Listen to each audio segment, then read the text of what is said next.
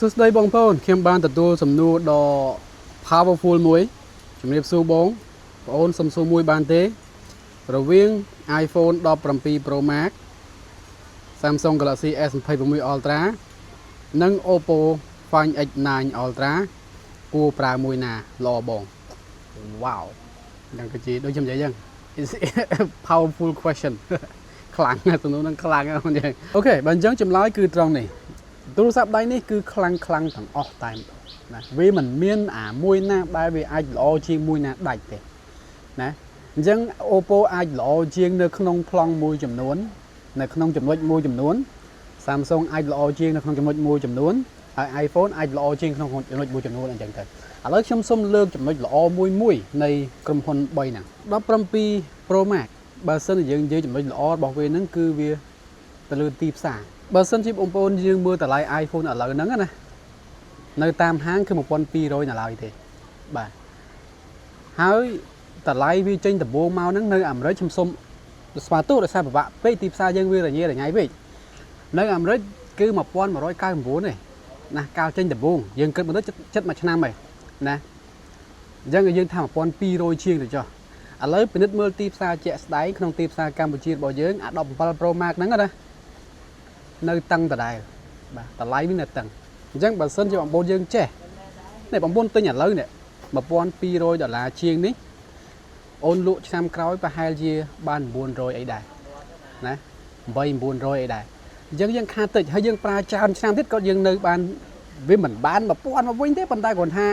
យ៉ាងហោចណាស់អា1200ហ្នឹងក៏យើងបានវិញ600ដែរណា700អីដែរចង់និយាយអញ្ចឹង iPhone នេះអញ្ចឹងទីផ្សារវាខ្លាំងតម្រូវការវាខ្ពស់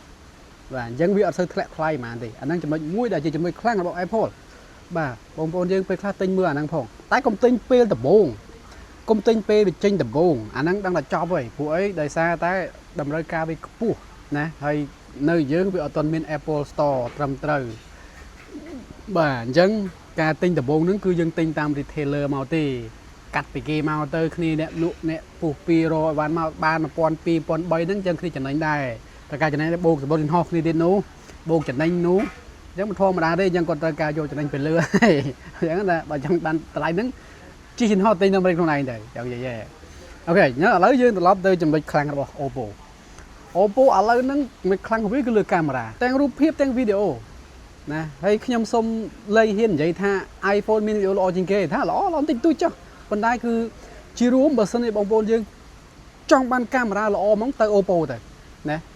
ខ្ញុំឲ្យទៅ Oppo ជាងទៅ Samsung ទៀតបើសិនជាចង់គេហៅថាចង់បានកាមេរ៉ា focus លើកាមេរ៉ាណាបាទអញ្ចឹងទៅ Samsung នេះចំណុចខ្លាំងរបស់ Oppo ខ្ញុំចង់និយាយអញ្ចឹងកាមេរ៉ាល្អមែនទេណាអត់លេងសើចទេកាមេរ៉ាវាទាំងរូបភាពទាំងវីដេអូនេះគឺ one of the best បាទចំណុចខ្លាំងរបស់ Samsung គឺដើរលឿននៅលើ AI ដោយសារតែ Samsung ហ្នឹងគឺមាន connection ល្អជាមួយនឹង Google បងប្អូនឃើញ event របស់ Google ម្ដងចម្លែកអត់តែទៅយកទូរស័ព្ទ Samsung មកធ្វើការបង្ហាញអញ្ចឹង Samsung គឺជាភាគហ៊ុនដ៏ធំរបស់ Google គឺជា partner ដ៏ធំរបស់ Google អញ្ចឹង AI ចេញថ្មីតែប្រហែលបន្ទាប់ពី Google មកគឺធម្មតាខ្ញុំគិតថាគេញាត់ចូល Samsung មុន Pixel ផងពេលខ្លះហើយបើសិនជាបងប្អូនយើងប្រើ Android ទៀតគឺកប់ហើយដូចខ្ញុំនិយាយអញ្ចឹងព្រោះអីអា Samsung ហ្នឹងគឺជាភាគហ៊ុនដ៏ធំរបស់ Google អញ្ចឹងគឺជាម្ចាស់ Android ទាំងហើយយើងចង់និយាយអញ្ចឹងទៅចុះអ្នកគ្រប់គ្រងនឹងឯងអញ្ចឹងទីផ្សារប្រើប្រាស់ Android តែប្រហែលគឺ Samsung មួយ Google នឹងឯងអញ្ចឹង AI តែប្រហែលចេញថ្មីហ្នឹងគឺវានៅលើវានឹងឯង Samsung នឹងឯងអញ្ចឹងណាបាទអញ្ចឹងបន្ទាប់ពី AI នឹងទៀតក៏មានចំណុចមួយចំនួនផងដែរដូចជាគេហៅថា support global support ណាយើងទិញវាទៅយើងមានក្រុមហ៊ុនក្នុងស្រុកយើងមានការធានាត្រឹមត្រូវហើយក៏ដូចជាទីផ្សារវាលក្ខណៈជាដើមបាទ Oppo ក៏មានOppo ក៏មានមិនអត់ទេណាប៉ុន្តែបើសិនជាឲ្យខ្ញុំលើកចំណុចល្អរបស់ Samsung តែមួយតែម្ដងយកមកប្រៀបធៀបទៅលើ3គ្រឿងហ្នឹងណា AI តែប៉ុណ្្នឹងទេក្រៅពីហ្នឹងគឺអត់មានលើសគ្នាទេបងយើងបាទតាមបងប្អូនឲ្យទេណាតែបើថាខ្ញុំវិញគឺខ្ញុំឲ្យតែប៉ុណ្ណឹង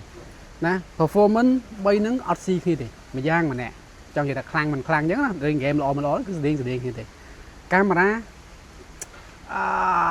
ដូចខ្ញុំនិយាយហ្នឹងបើថាឲ្យខ្ញុំរើសខ្ញុំទៅ Oppo យល់ទេមុនយើង Oppo ហើយ software ម្យ៉ាងម្នាក់កន្លែងហ្នឹងនោះស្អាតដូចគ្នាយើងអាចរើសបានទេណា តាមការចូលចិត្ត Oppo ក៏លុយណា ColorOS មិនអន់ហ្នឹងមកយើង One UI ក៏លុយ iOS ក៏មិនធម្មតាដែរអញ្ចឹងណាមកយើងចឹងកន្លែងហ្នឹងគឺវាអាស្រ័យទេមកយើងស្អីទៀតណាការ design ហ្នឹងគឺវា personal preference ទេវាមានមួយណាល្អជាងមួយណាទេមកយើងហើយស្អាតអេក្រង់ refresh rate ទៅកប់តែម្ដងអញ្ចឹងជារួមបងប្អូនយើងមើលកន្លែងនេះទៅដូចខ្ញុំនិយាយចឹងណាបាទបើថាបងប្អូនសំខាន់លើកាមេរ៉ាខ្ញុំឲ្យទៅ Oppo ទៅណាតែបើថាសំខាន់ខាង AI បន្តិចគេលោថាចង់បាន AI ថ្មីទាំងខ្ញុំគិតថា Samsung ដូចជាមានឱកាសច្រើនជាងខាង AI ណាដូចជាហ្នឹងឯង Gemini ថ្មីអញ្ចឹងទៅបើសិនជាទិញទៅចង់ប្រើមួយអត់សូវចង់ខាតនៅអនាគតអីចឹងទៅណាដល់ថាទិញ 1200 អញ្ចឹងរំពឹងថា 5 ឆ្នាំក្រោយយើងអាចបាន 4-500 វិញ Apple ហ្នឹងឯងអត់មានប្រាស៊ីវាបានទេណាមកសម័យមើលទៅ iPhone អីគេ13 Pro Max អីនេះចេញយូរឆ្នាំណា12 Pro Max ហ្នឹងចេញច្រើនឆ្នាំណា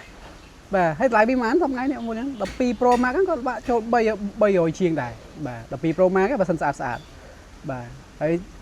សម័យ Samsung ចេញសម័យវាទៅមិន Samsung ទេ Android ចេញសម័យវាទៅណាហ្នឹងគេអត់ចង់ទិញហ្មងហើយតម្លៃវាហ្នឹងដូចហើយបើថាតម្លៃ 3-400 ហ្នឹងគេអត់ទិញហ្មង Android បើចេញសម័យហ្នឹងណាតែនេះវា outdated ពេកបាទអញ្ចឹងនេះឯងបងប្អូនយើងគឺជាចម្លើយរបស់ខ្ញុំចង់ឆ្លើយទៅបងប្អូនប្រុសម្នាក់នេះអរគុណបងប្អូនសម្រាប់សំណួរពិសេសតែម្ដងធ្វើឲ្យបងចេញវីដេអូមួយឲ្យតែម្ដងទៅពួកអីវាសំណួរគេហៅថា powerful ពេកធម្មតាទេហ្នឹងហើយអរគុណទាំងនេះគឺជាអ្វីខ្ញុំចង់ចែករំលែកសង្ឃឹមបងប្អូនចូលចិត្តជួបគ្នានៅឱកាសក្រោយបាយ